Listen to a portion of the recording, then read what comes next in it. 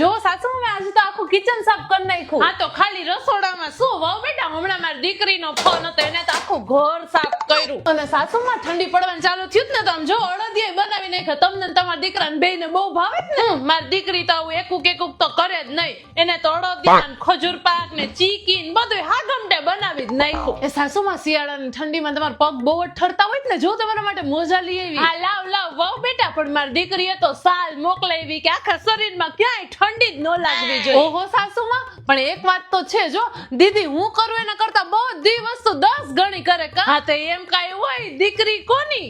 અરે એમ કાંઈ હોય સાસુમાં હવે તમે જ જોઈ લ્યો જીને. હું દિવસમાં એકાદી વાર મારી મમ્મીને ફોન કરતી હઈશ પણ તમારી દીકરીનો ફોન તો તમને દિવસમાં 10 વાર આવી જ ગયો હોય. ખબર નહીં એટલી તો સોય પંચાયત થઈ છે. આપણી વચ્ચે મહિનામાં એકાદી વાર નાનો મોટો કકડાટ થતો હોય છે પણ તમારી દીકરી તો દિવસમાં 10 વાર એને સાસુવાર કકડાટ કરે ફોન આવતો હોય એટલી તો મને ખબર જ હોય ને સાસુમાં. અને હું તો મહિનામાં એકાદી વાર મારી ઘરે જાતી હઈશ નહીં 2 કલાકમાં તો તમે ફોન કરીને મને બોલાવી લ્યો પાછી. પણ તમારી દીકરી તો મહિને એકાદી વાર એના સાસરે હોય તો બરાબર બાકી તો અહીંયા પૈડી પાછરી રેત વારે તહેવારે મહિનો આખો મહિનો અહીંયા મારી માથે જ ખંડાતી હોય છે.